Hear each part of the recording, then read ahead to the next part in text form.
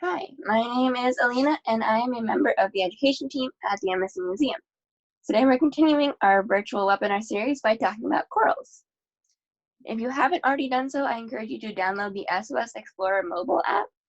So to do that, you just search for SOS Explorer in the App Store of your Apple or Android device. It should look something like this, and we'll use that later on in our program.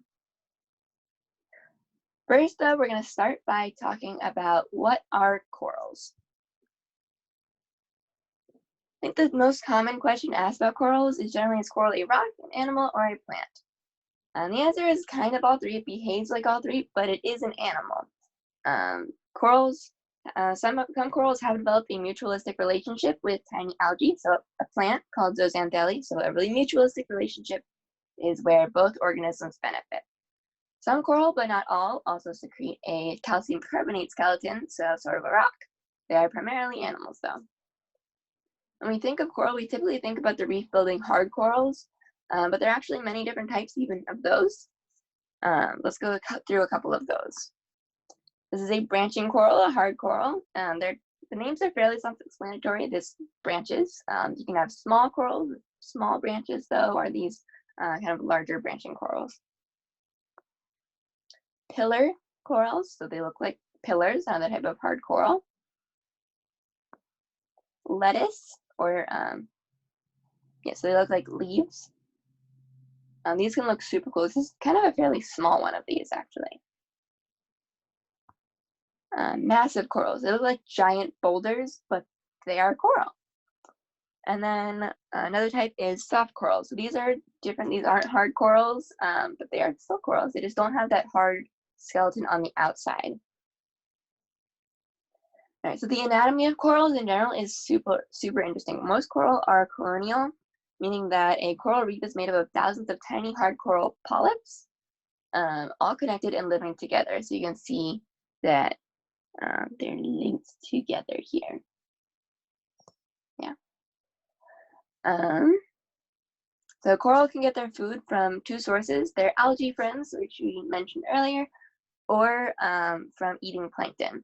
So to get food from their algae friends, the zooxanthellae algae, it's spelled out on the slide here, use photosynthesis to convert sunlight to energy, like plants do, and transfer the energy to the coral. This is why coral are usually found near the surface of the ocean and in clear waters, so the algae have access to enough sunlight to do this process. In return for providing the food, the algae gets shelter and nutrients from the coral.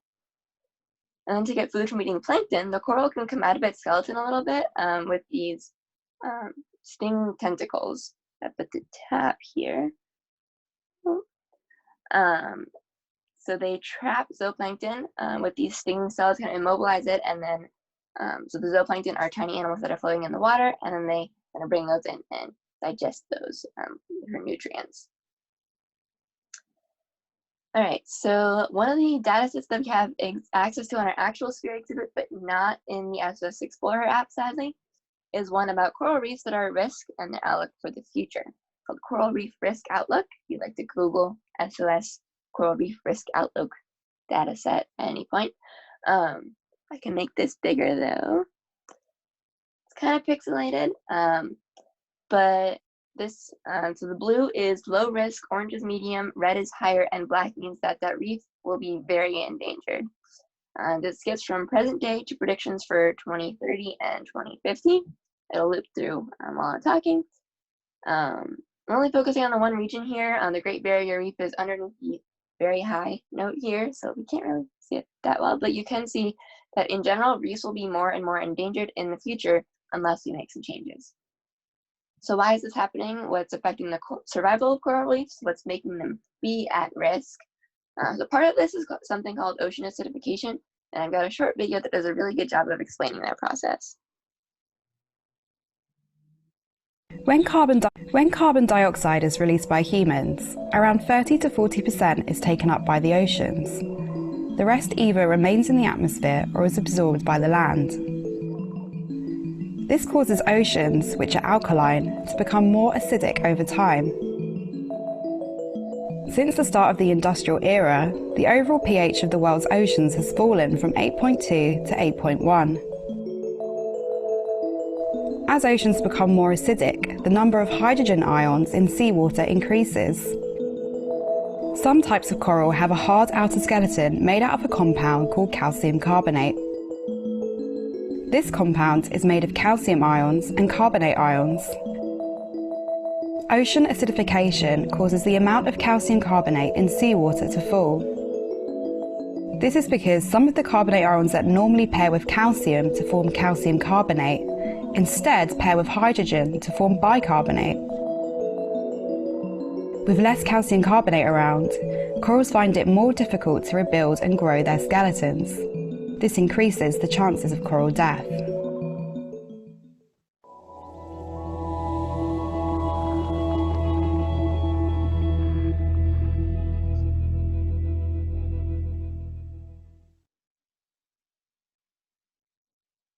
So summary of that video from Carbon Brief, basically increasing carbon dioxide in the air increases the carbon dioxide in the ocean, which causes chemical interactions, chemical reactions that lead to decreasing availability of calcium carbonate for corals. Okay, so the time has come for us to use our SBS Explorer app. So let's open that up.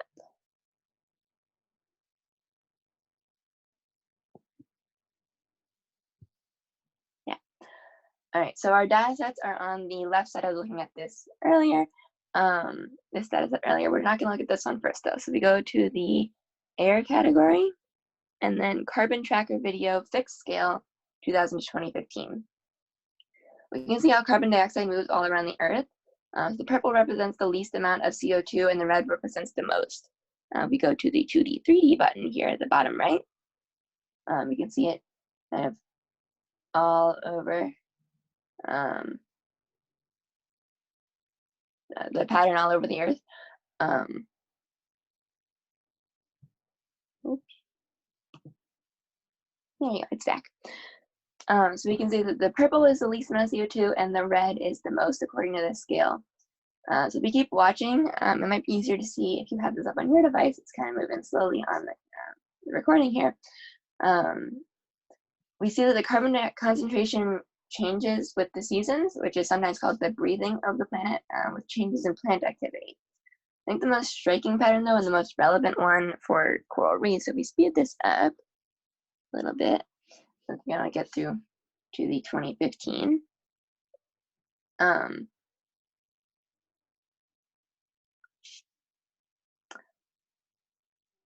We can see that the carbon in the atmosphere is increasing dramatically over time, even just in the last 15 years that are pictured here. So you can see that the green and yellow is increasing. There's not as much purple, basically just all green and yellow now. And we're about halfway through the data set.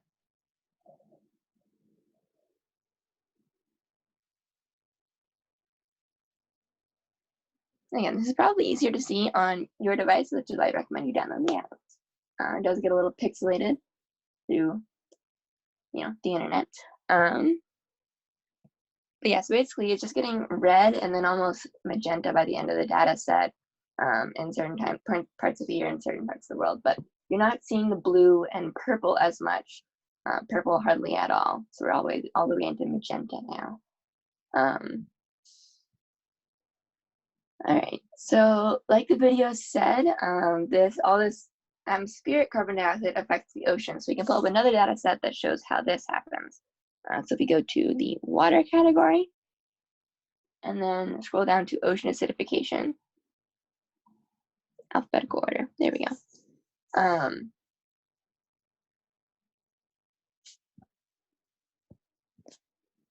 So this is a simulation that shows aragonite concentration. So aragonite is a form of calcium carbonate that is used by marine organisms like corals. Shows the concentration of that throughout the oceans from 1861 to 2100. So see the larger, the 2D view here. So as atmospheric CO2 increases, so does the amount of CO2 that's absorbed by the oceans, leading to the chemical reactions that decrease the availability of aragonite, which the corals use to build their structures. also clams and snails, sea snails, that kind of thing. We can see that by 2100, the amount of aragonite in the oceans is pretty close to zero all over the world. In the 1860s, it was close to 0 or 1 around the poles, but it was still fairly blue in the middle of the oceans. And then since then, the aragonite availability has greatly decreased, which is not good for corals and other marine organisms. So there's another factor that leads to the endangerment of coral reefs, and that is coral bleaching. So let's go back here. All right. So coral bleaching is when ocean acidification occurs, or the ocean temperature increases, or the water becomes polluted, or fish populations change. Basically, whenever anything in their environment changes, it makes the coral stressed. They need a specific set of conditions in order to survive and thrive. So the stress causes them to expel their zooxanthellae friends for a bleached look. Without the algae, they will most likely starve to death, which would not be good.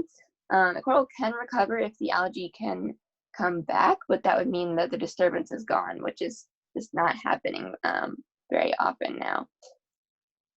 The coral reefs also form very slowly, with hard corals growing only up to about 10 centimeters a year, and soft corals only like 2 centimeters in a year, so that's like less than an inch, which is not very fast at all. The Great Barrier Reef off the coast of Australia is thought to have formed about 2 million years ago. So this is a picture of that and where it's located. So it took 2 million years for this large reef to form, and it's very important. This means that with the current degree of damage due to coral bleaching and harvesting, it's going to take reefs a long time to recover if they get a chance to at all. So you might be thinking, why are reefs important? Like, they look cool and all, like super pretty, but is that it? No, not by a long shot. So coral reefs are biodiversity hotspots. So to go back to our SOS Explorer app, and we're still in the water category, scroll up to fisheries species richness. So this data set, the yellow is biodiversity, higher biodiversity, so more species of animals, more species of fish in this case. We go over here to the area where the Great Barrier Reef is. There's actually a lot of coral reefs in this area. You can see there's also a lot of biodiversity. So a lot of the biodiversity areas also happen in coral reef areas, and that's not just a coincidence. Another reason that corals are important is because they can provide benefits to us. So chemicals in coral are being used to develop new treatments for diseases like cancer, HIV, Alzheimer's, heart disease, asthma, all those different diseases, which is awesome, but it can also have a downside of affecting the corals through the coral harvesting. If you take too much corals, then the coral reefs won't be doing very well. But this is something that's important about corals. Another thing is that coral reefs protect coral coastlines from storms, large waves, and erosion. And then they can also be important parts of local economies by being sources for food, jobs, and tourism revenue. So basically, coral reefs are very important for the livelihood of a lot of coastal communities. One example of how we are helping and protecting coral reefs is through national marine sanctuaries and protected areas. So we go back to the app again.